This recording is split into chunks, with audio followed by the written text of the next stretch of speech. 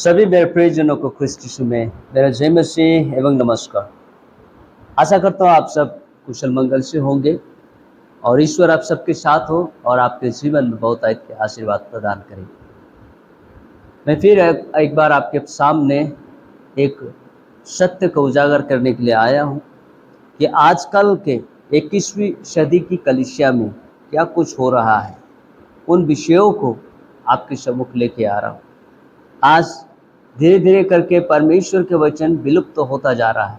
वचन तो है, बाइबल तो है, लेकिन बाइबल की जो अहम और गुण शिक्षाएं हैं, जो आत्मिक जीवन की यात्रा के विषय में है और परमेश्वर के साथ अनंत जीवन के विषय में है, उन विषयों की शिक्षा आज मंडली में धीरे धीरे करके बंद होने लगा।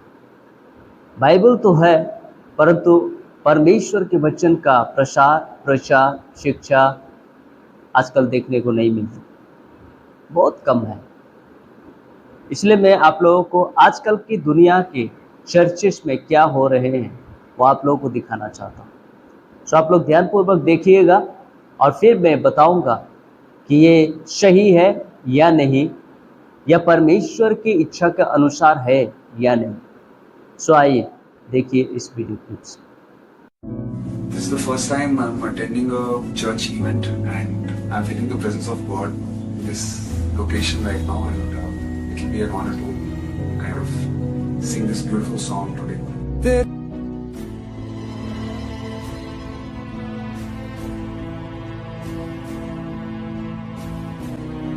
अगर 60 करोड़ दिलाऊं तेरे को मैं प्रभु से प्रार्थना करके, यस पापा। मेरा कल सुनो, क्या आपके अंदर दिल है? Yes papa. एक मेरा दोस्त ओरिजिनल बात कर रहा हूँ, हंस हंस के बातें कर रहा है आधे घंटे से फोन पे। मैं बड़ा हैरान, मैंने कहा यार किससे बातें कर रहा है? कहता पत्नी से, वाइफ से। मैंने कहा वाइफ से आधे घंटे से हंस हंस के बातें? बोला मेरी नहीं है, तेरी है। मैंने चाय पी रहा था, मैंने अपनी वाइफ को कहा, मैंने कहा डार्लिंग आज मेरा मूड बहुत अच्छा है, मुझे सपना बहुत बढ़िया आया था। सपने में पड़ोसन आई थी। वाइफ बोली अकेली आई होगी। मैंने कहा तेरे को कैसे पता? बोली पड़ोसी मेरे सपने में आया था। ये है आज के मॉडर्न चर्च, और इन चर्चेस को लगता है, ऐसे प्रचारकों को लगता है कि ये सारे पाखंड करके, नौटंकीबाजी करके हम क्रिश्चियनिटी में, क्रिश्चियन लोगों में रिवाइवल को, बेदारी को ला सकते हैं, लेकिन ऐसा नहीं है। ध्यान से देखें सारे वीडियोस को।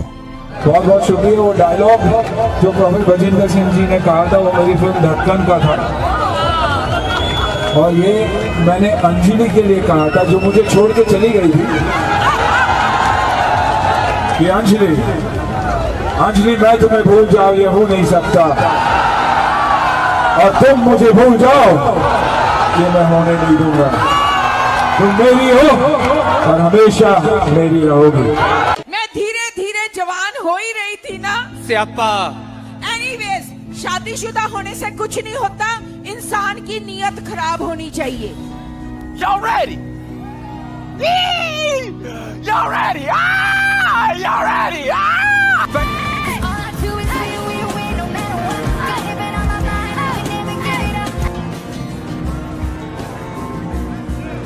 I will believe what the word has said.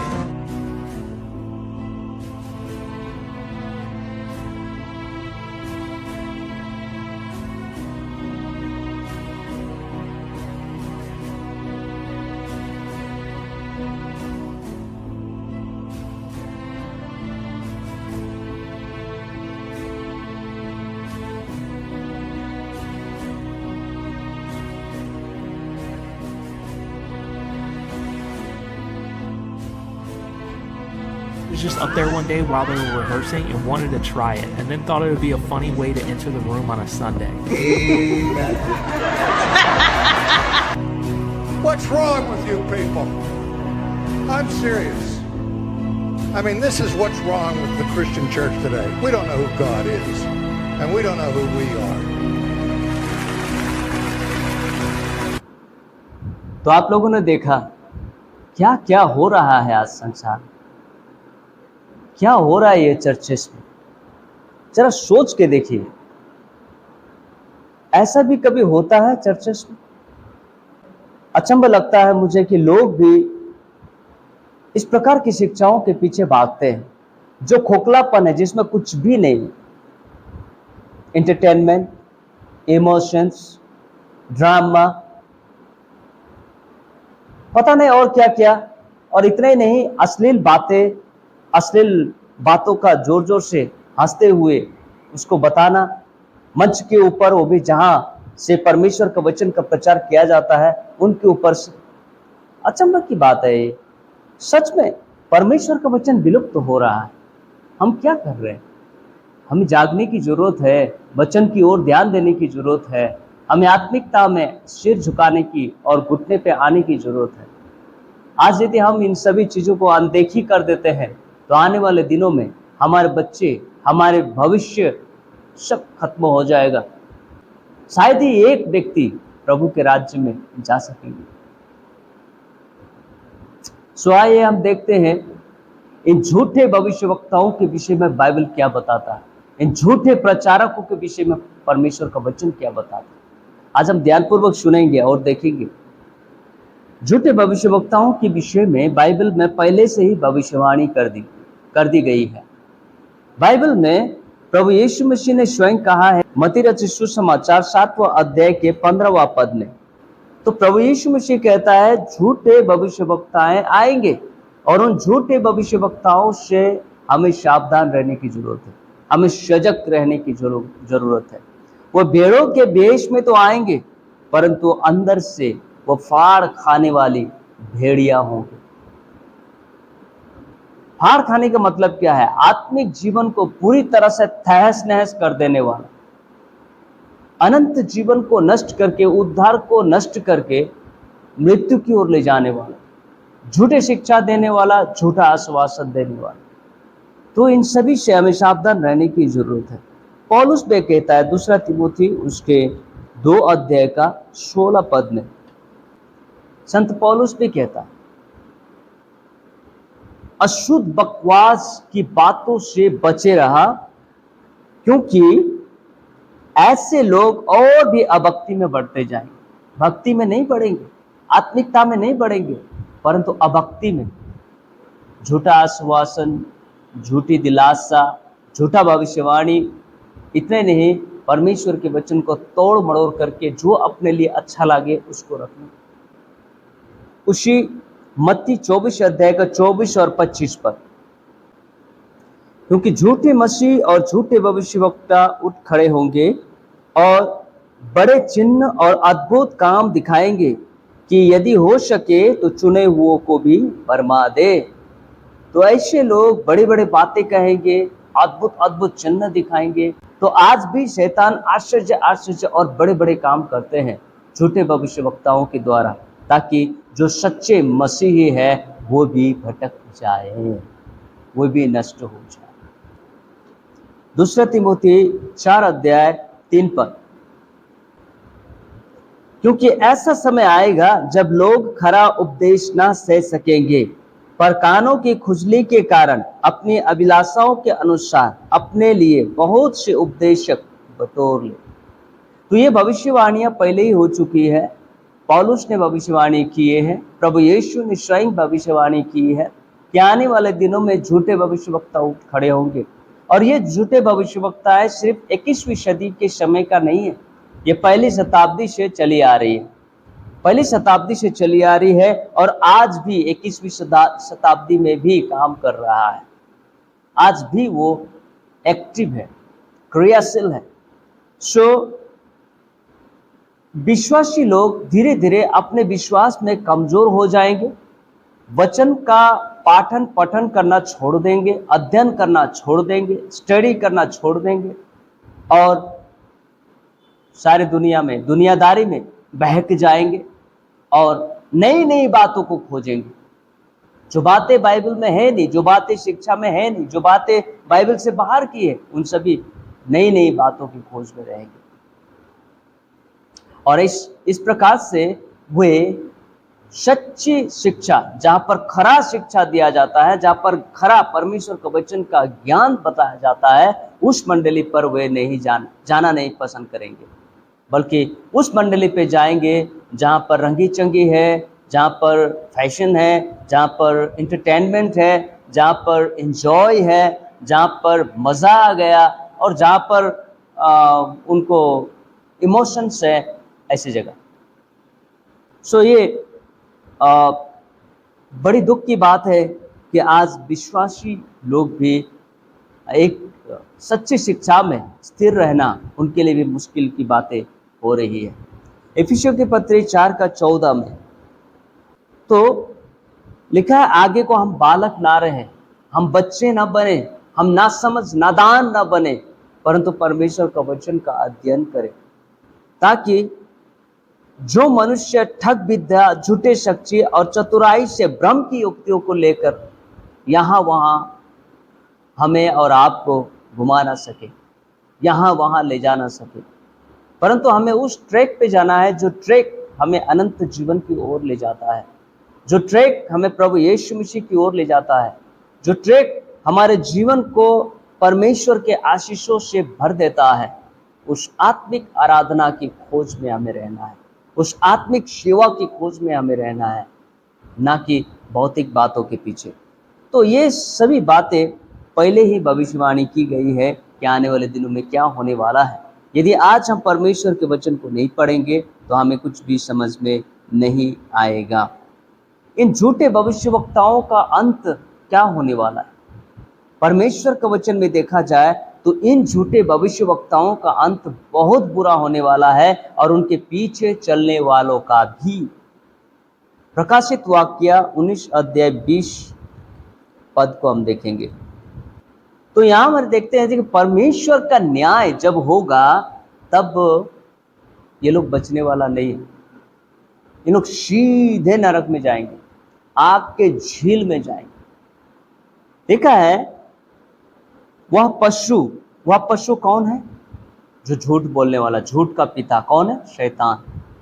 तो शैतान और वे शैतान के पीछे चलने वाले झूठे भविष्यवक्ता है और नाना प्रकार के झूठी बातों से बहका करके लोगों को शिक्षा देने वाला भविष्यवक्ता है और उनके पीछे चलने वाले लोग इशारे आग के भट्टी में डाले जाएंगे, क्योंकि परमेश्वर का वचन कहता है वे लोग मूर्ति पूजा किए।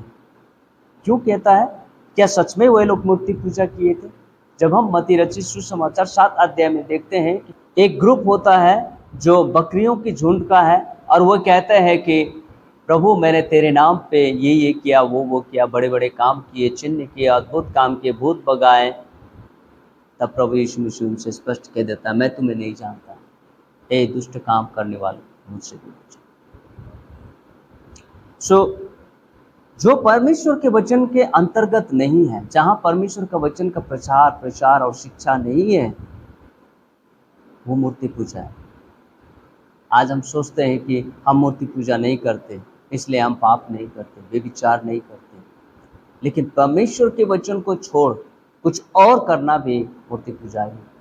और जो लोग ऐसा कर रहे हैं आज मंडली के अंदर में, जो भविष्यवक्ताएं, जो एल्डर्स, जो पास्टर्स, जो प्रभु के सेवक कहलाने वाले लोग ऐसा करते हैं मंडली के अंदर में, परमेश्वर की खरी शिक्षा को न देकर इस तरह के नाना प्रकार के ढोंग की बातें करता है, उन्हें सावधान रहने की जरूरत है। ईश्वर उन्हें छोड़ेगा नहीं, वे दंड के पात्र होंगे। प्रकाशित वाक्य 20:10 में भी हम पाते हैं, उनका भरमाने वाला शैतान आग और गंधक की उस झील में जिसमें वह पशु और झूठा भविष्यवक्ता भी होगा डाल दिया जाएगा और वे रात दिन युगान युग पीड़ा में तड़पते रहेंगे। सो बच्चों, अभी भी समय है, संभलो। यदि आप लोग आज भी मन न फिराएंगे, आज भी खुद को जांच नहीं करेंगे, आज भी खुद को सही नहीं करेंगे और परमेश्वर के चरणों में नहीं आएंगे, तो न्याय के दिन में बचना नामुमकिन है, क्योंकि परमेश्वर वह पक्षपाती न्याय नहीं करता। अब आता है कि हम इन भविष्यवक्ताओं से कैसे बचें, how to escape from false profits.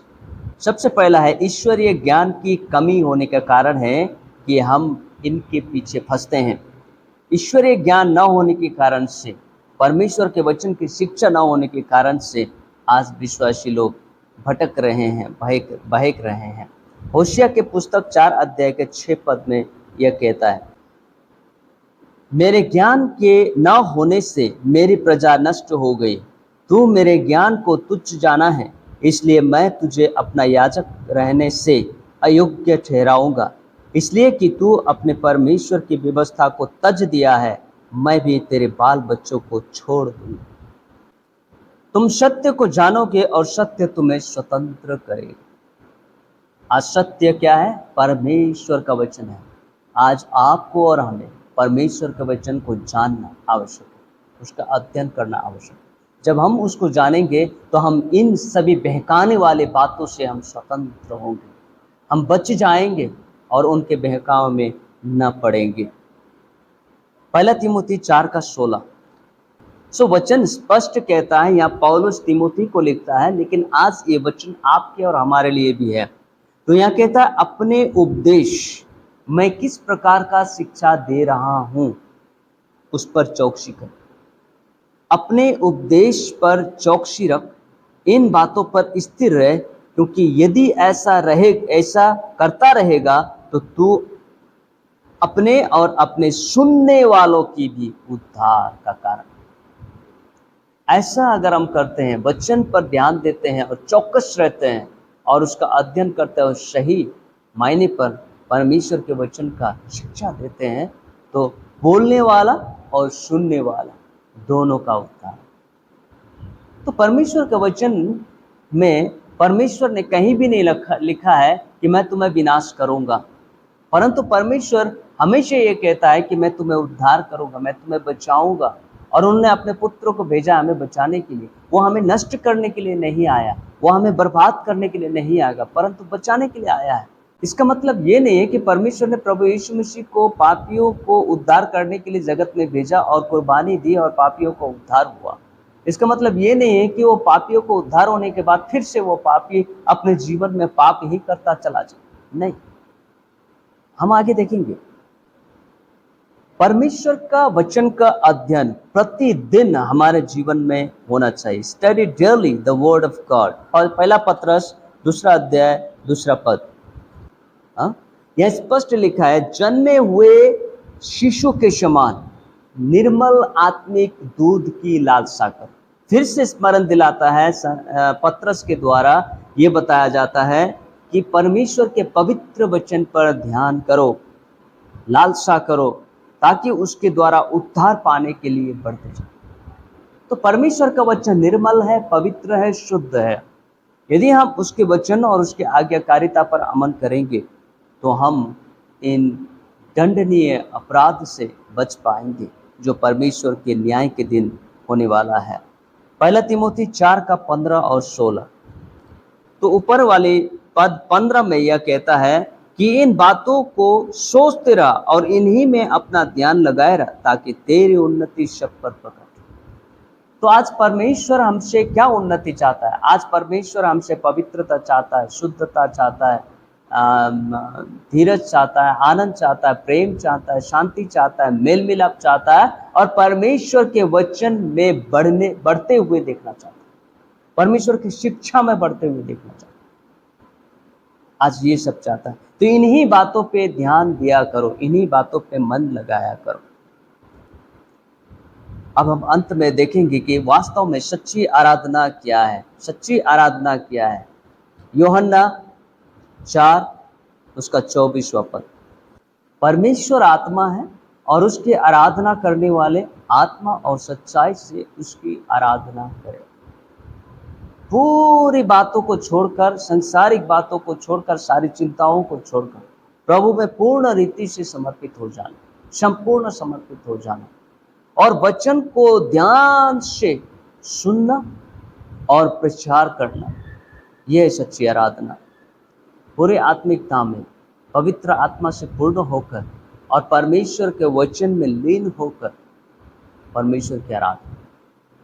रोमी 12:1 और 2 पद, इसलिए हे भाइयों, मैं तुमसे परमेश्वर की दया के स्मरण दिलाकर विनती करता हूं कि अपने शरीरों को जीवित और पवित्र और परमेश्वर के भावता हुआ बलिदान करके चढ़ाओ, यही तुम्हारी आत्मिक सेवा है।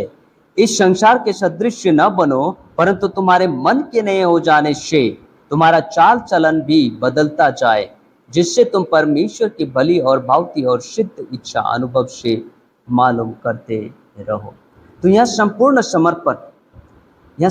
समर्पण चाहता है, प्राण आत्मा देह, ये पूरी रीति से परमेश्वर पे समर्पण चाहता है, जीवित बलिदान चाहता है परमेश्वर। आज वो भौतिक बातें, वो इमोशनल की बातें, वो मनोरंजन वाली बातें और वो नाना प्रकार के ढोंग वाले बातें परमेश्वर नहीं चाहता। परमेश्वर यहाँ पर पूरा भक्ति, पूरा अंतर ध्यान और परमेश्वर के वचन पे लीन देखना चाहता है। और इस संसार के सदृश, संसार जैसा करता है वैसा तुम मत करो, क्योंकि संसार झूठा है, संसार फरेब है, संसार धोखा देता है, संसार की प्यार झूठी। ये सब बातें हम जानते हैं, इसके बावजूद भी हम झूठे भविष्यवाणी करते हैं। चर्च में पादरी लोग आजकल के, पास्टर्स लोग आजकल के, प्रॉफिट जो कहलाते हैं, सो कॉल्ड प्रॉफिट, झूठा भविष्यवाणी करते, झूठा आश्वासन देते। क्या कर रहे हैं हम परमेश्वर के नाम का बदनाम कर रहे हैं। परमेश्वर नहीं चाहता कि हम झूठ बोले, परमेश्वर नहीं चाहता कि हम फरेब करें, पर परमेश्वर चाहता है कि शांति प्रिय रूप से, आत्मिक रीति से हम परमेश्वर की आराधना करें, आत्मा और सच्चाई से उसकी आराधना करें, पूरे भय और भक्ति से उसकी आराधना करें। आज हमसे ये चाहता है। आप निश्चय ही इस वचन को नोट कीजिए और घर में स्टडी कीजिए, वचन की गहराई को समझिए और परमेश्वर के करीब आए, क्योंकि परमेश्वर जीवित है और वह हमारी सुनता है और उसके अनुसार वह उत्तर देता है। प्रियो, आज यदि हम ईश्वर को मानते हैं तो सच्चे दिल से माने, संपूर्ण मन से माने, बहकावे में और नाना प्रकार की रंगी चंगी में फंस कर नहीं, परंतु परमेश्वर के वचन की गहराई में जाकर, अकेले में परमेश्वर के साथ समय बिताकर, प्रार्थना करके, भय और भक्ति से, परमेश्वर के वरदान के साथ, परमेश्वर के यदि आपके पास परमेश्वर का वरदान नहीं है तो आप मांगो, परमेश्वर आपको देगा और आप परमेश्वर में आगे बढ़ेंगे।